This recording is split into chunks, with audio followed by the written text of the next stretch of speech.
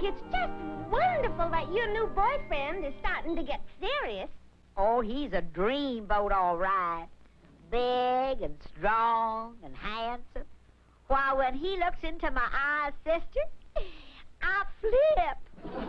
Every time I meet him, he's so polite. He seems like a perfect gentleman. He is so far. Darn it. Uh-oh, that's Montgomery coming home. I can't wait to tell him the news. You tell him alone, Maggie. I'm too shy. All right, sister.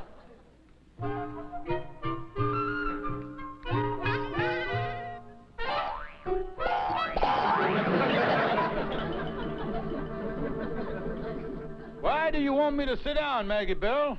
Montgomery, I have something to tell you. Yes, go on. Montgomery, it looks like very soon now we may have a new member of the family. Maggie Bell, you don't mean to tell me. Why, this is wonderful, after all these years. But Montgomery... Here, sit down, Maggie, darling. You shouldn't be standing up at a time like this. Let me make you comfortable here. I'll be right back. Montgomery, I was just going to tell you that. Here, I brought you some pickles and strawberry ice cream. I know you must be hungry. Put your feet up on this. Oh, are you comfortable? Here, I'll get you some pillows. Stand up a minute, Maggie, dear. Oh, I can just see him now. A sweet little fella. About 7 pounds with cute little dimples. Well, no, Montgomery. He weighs about 170 pounds and has a mustache. Now, what? Listen, I don't know much about it, but I know they don't come that way. Montgomery, I'm talking about Sister Sue's new boyfriend. You were talking about what? Her new boyfriend. Looks like the real thing, Montgomery. Well, for heaven's sakes, I thought, here, let me sit down here. Wow. So Susan's got a boyfriend, eh? Well, what do you know? What's the old goat's name? He's not an old goat, Montgomery. His name is Charles Blockwell, and you'll meet him tonight. He's coming over when he gets out of the precinct. Well, I guess, what kind of a sink is he getting out of there? The 23rd precinct. He's a police captain. A police captain? How you like that? I never thought I'd wind up being a blood relative to a patrol wagon. This stuff is good. Why don't you have this more often?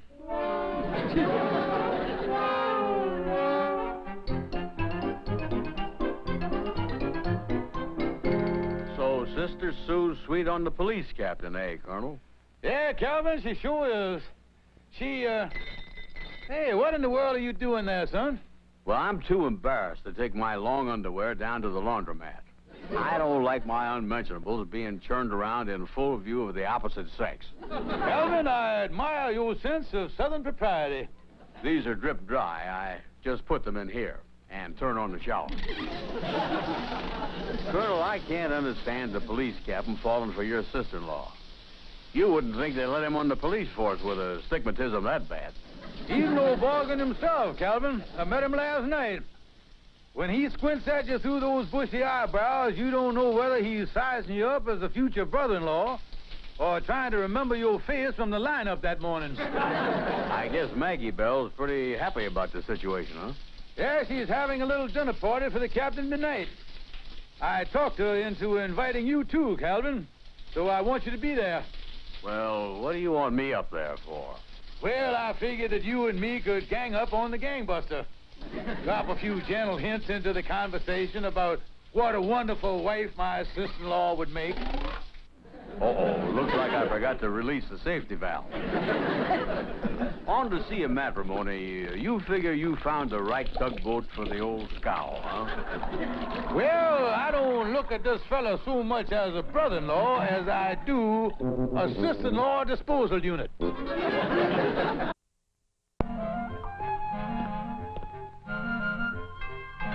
That must be Calvin now.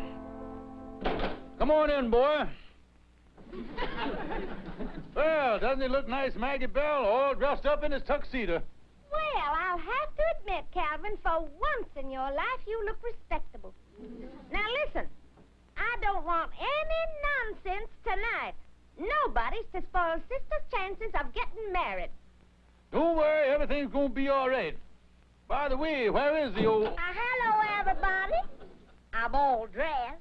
How do I look? Well, how did do?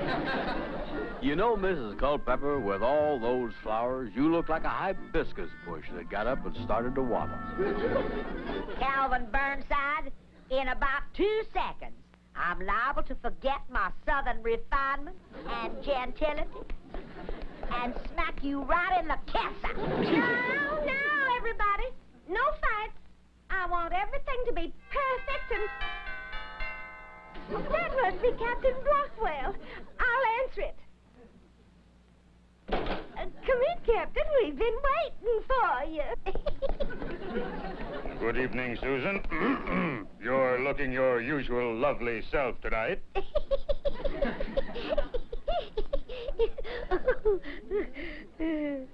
Oh, Chuck, you're working? Listen to her, will you? I thought at her age that kind of reaction was dead. This is like seeing an old telephone pole break out in buds. Captain, you know my husband, Montgomery. How are you tonight, Captain? Any flatfoot that's a friend of my sister-in-law is a friend of mine. How are you, Claxon? And this is my husband's associate, Mr. Calvin Burnside.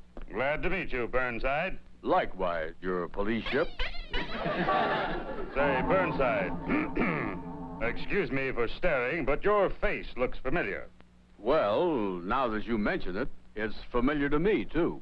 Ever worked for the government, Burnside? The government? Somehow I associate your face with the post office. Dinner is served. Come on, gentlemen, let's go in. Wow. That was a lovely dinner, Susan. A lovely dinner. Oh, thank you, Chucky. Yeah, Sister Sue cooked it with her own little hands. She's a great little homebody. She irons a nice shirt, too, Captain. Well, now, I'll take care of the dishes. Sister, you and Charles can go in the living room. Yeah, that's a good idea. I'll go in the living room with you folks. Oh, my shin. Maybe I better stay in here. Yeah, Colonel, you stay in here and I'll go in the living room. Ouch! Ouch! Say, Maggie Bell, you don't have a jackass under the table here, do you? Something's been kicking us in the shins. Calvin, don't you think you better help with the dishes, too? Oh, ow! Oh, yeah, I got you. Will you escort me to the living room, Charles? Come along, Susan. I want to tell you about the new car I just bought. I'm picking it up tomorrow. I'll bring it over and show you. Oh, dear, I'm so nervous. I hope the captain's in a romantic mood tonight. Well, there's nothing like giving Cupid an assist from the outfield. I think I'll go down in the basement and blow all the fuses in the living room.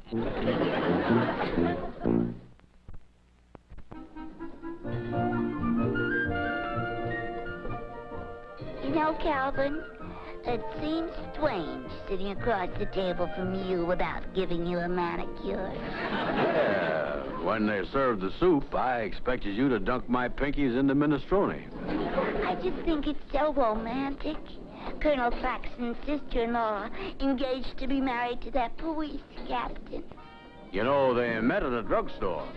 He was buying some corn plaster, and she was buying some elastic stockings. So actually, it was his bunions and her very close veins that brought them together. Calvin, your necktie. Oh, yeah. I'm glad I wore this color tie. It goes real good with the meat sauce. No, Calvin. You're another no coward. I'll say I am. Who is he? I just hope the Colonel doesn't do anything to spoil Sister Sue's romance this time. Well, he better not. Because if he does, Maggie Bell said she'd be through with him for life. No fooling. He won't be happy till Sister Sue and the police captain come out of the church and pass beneath the arch across nightsticks with the handcuffs jingling, "Here comes the bride." Calvin, that's a birthday. Oh, really? Well, I'm going to stay with it. This is lots better than those cheap cigars I've been smoking.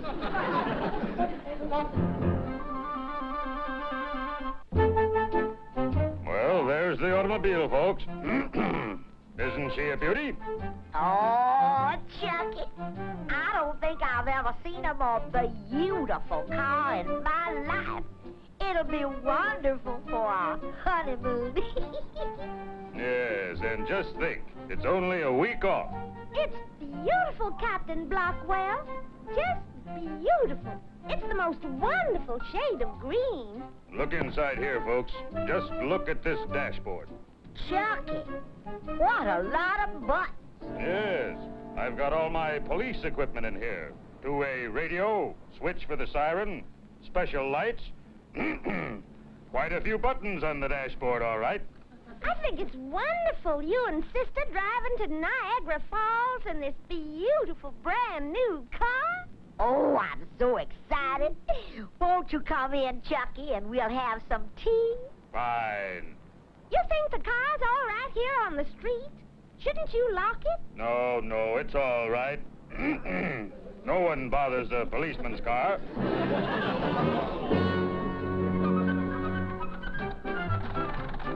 Tell you what, Calvin, I'll let you off at my house. Then it won't be such a long walk for you. Hey, you got your old car fixed up, huh? It's not running bad. Yeah, running pretty good. But the brakes aren't too good. Here's my apartment house now. Yeah, well, there's a nice parking place. Where? Right between that green sedan and that delivery truck. Oh, yeah. Let me stop the car here.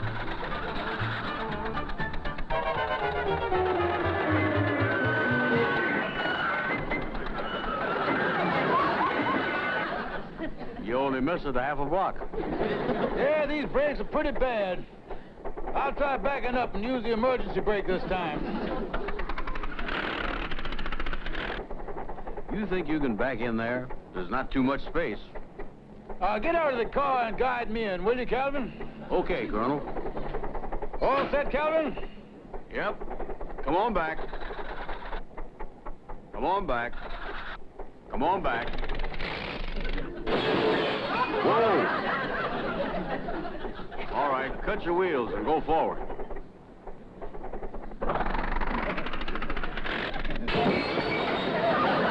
Whoa!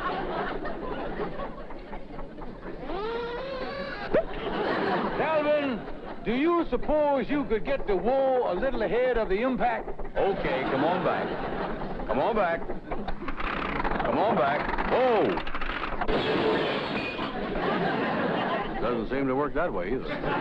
Look and see if my back bumper is locked with that green car now. It's locked, all right. I'll pull up a little.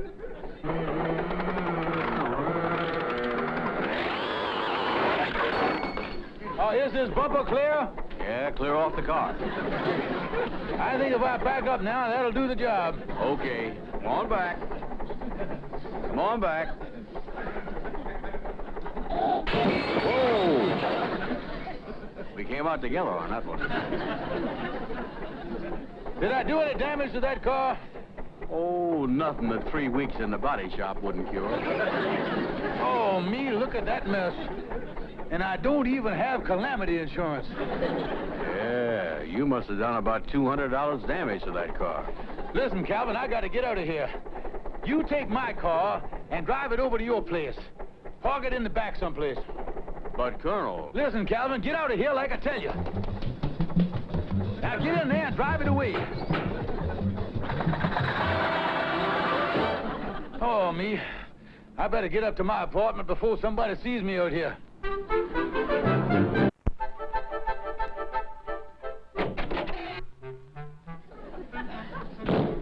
that you, Montgomery? Yes, honey, I'm home. Come in the living room, Montgomery. Captain Blockwell is here. Well, Claxon, how are you? Oh, I am fine, future brother-in-law, dear. I'm glad you're home, Montgomery. We're going to have dinner, and then Captain Blockwell's going to take us all for a ride. A ride? Yes, he has his new car with him. He parked it out in front of the apartment. That's a bad cough you've got there, Claxon. Oh, it's nothing. You say your car is out in front of the apartment? Yes, it's a big green sedan. I don't see how you could have missed it. I didn't. I mean, Come along, Chucky. You can help me brew another pot of tea. You might as well get used to it. This is awful. Wait till they find out I busted up the captain's car. Hey, wait a minute. How are they gonna know it was me? They can't trace it to me. Oh, yeah, I'm in the clear. They'll never find out. Lucky Calvin got my car out of there. Yeah? My name is Dobson. I live across the street. Yeah. I've tried every apartment in the building. I'm looking for the owner of a new green sedan that's parked out in front. You were looking for the owner? Yes. I've got a little bad news for him. Car's been banged up by a hit-and-run driver. You don't mean to tell me. Now, isn't that a shame? Yes, but I saw the other car leave. You see, I got its license number. Say, you ought to do something about that cough there. Never mind about that. This is the right place. Just give me that license number. Oh, well, I don't have it. You see what I did? I wrote the number on a piece of paper, and I just slipped it in the glove compartment of the green car. Well, now, wasn't that nice of you? Yes, wasn't it? I was trying to be neighborly. You see, I saw the thing with my own eyes. I saw it. I was watching there. I saw it. Oh, you did? Well, I'll fix that. Well, you've been very neighborly. Now get out of here. Get out? Well, that's a peculiar way to act. Listen, Nosy, beat it before I bust you right in the mouth. You got the license number. What am I going to do now? Everything's ruined. The marriage, everything. Montgomery! I'm out here, Maggie Bell. Who is that at the door, Montgomery? Nobody, Maggie Bell. Listen, I'll see you later. I'm going out. But Montgomery, Sister Sue and the captain made some more tea. It's going to get cold. Never mind the tea. Just keep the gas on for me till I get back. Obviously, there's only one thing for a man in my position to do. Only trouble is, I don't know what it is. I better consult my lawyer, Judge Oliver Wendell Clutch. I wonder where that good judge could be right now.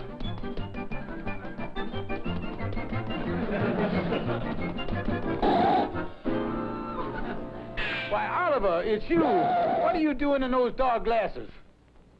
Well, it's against the Bar Association to advertise. I wouldn't want to be embarrassed in case Chief Justice Warren were in the neighborhood. Listen, Judge, I have to talk to you. I'm in terrible trouble. I banged up my future brother-in-law's new car. I thought I was in the clear, but some stupid neighbor got my license number. Now, in about a half hour, Maggie Bell and Sister Sue and that police captain are going to go for a ride in the captain's car. And that's where the number is, in the glove compartment of that car.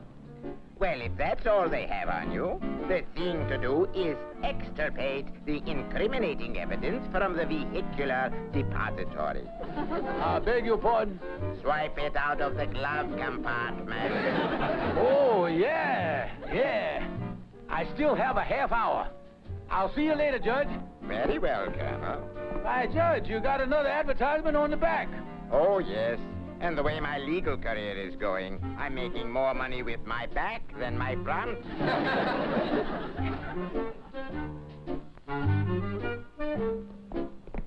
There hurry up, Calvin. They'll finish their tea any minute now. I don't like this busting into a police captain's car. If a fella got caught at this, it might give him a bad character reference. Listen, Calvin, all you have to do is to stand here while I get the paper out of the glove compartment. Boy, look at that dashboard. I can't even find the glove compartment. Here's a likely-looking button. Hey, Colonel, you turned on the red light. Turn it off quick. Uh-oh. Better get out of the car, Colonel. Somebody just come around the corner wearing a blue suit. Who is it? Well, it's either a policeman or the flattest-footed Air Force officer I ever saw. Oh, it is a policeman. Now, just lean against the car here and act nonchalant. Well, Calvin, the market did pretty well today. The bears have been freezing out the bulls, and Amalgamated Consolidated has moved up to a new low. All right, you two. Yes, officer. Whose car is this? Calvin, he wants to know whose car this is. What car? What car, officer? The car you're leaning on. He means the car we're leaning on. What does he want to know about it? What do you want to know about it, officer? Whose car is it? Calvin, he wants to know whose car it is. What car? Hey, listen, what's going on here? Now, look at this car. It's all banged up. You guys are acting mighty suspicious. Yeah, so, well, you see, that's the trouble. You see, this is my new car, and the thing got banged up, and that's what we're upset about. Oh, yes. We're awful upset, officer. Oh, well, that's a shame. You better go down to the precinct and make an accident report. Yeah, that's what we intend to do. We're going down there and speak to our good friend, Captain Blockwell. Oh, friends of Captain Blockwell, huh? Oh, I'm sorry I bothered you. Oh, think nothing of it, officer. That's all right. Carry on and all that. Yeah, good luck. Yeah, good luck. There he goes. Quick now. Let's get in this car here. How are you going to find out which button opens the glove compartment? Calvin, there's only one thing to do. We've got to push every button on that dashboard. We're bound to hit it sooner or later. Let's get started here. I can't understand where Montgomery is. We finished tea 15 minutes ago. Yes. And he knows we all want to take a ride in the new car. Well, that's all right. I'm content to just sit here and listen to the radio. Oh, is there something special on, Captain? Oh, no, I'm trying to get the police band tuned in. Attention, Ah, all units. there we are. The polka dot I'd like bandit to has check been up with the police definitely call. identified as a man disguised as a Well, that sounds like one of our squad cars polka coming dot in now. Colonel, I've been pressing on this button here, but nothing happened. That's Calvin Burnside. Bad enough we busted up Captain Blockwell's car. If he ever found out we broke into it, he'd never be sucker enough to take that old sister-in-law off our hands.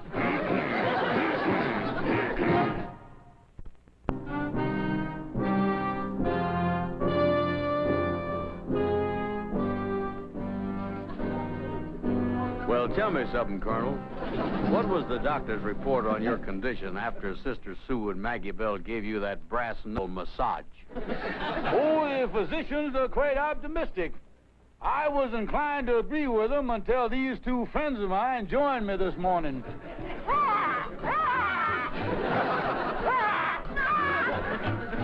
I know how you feel, Colonel. I wouldn't want to be an hors d'oeuvre at their cocktail party.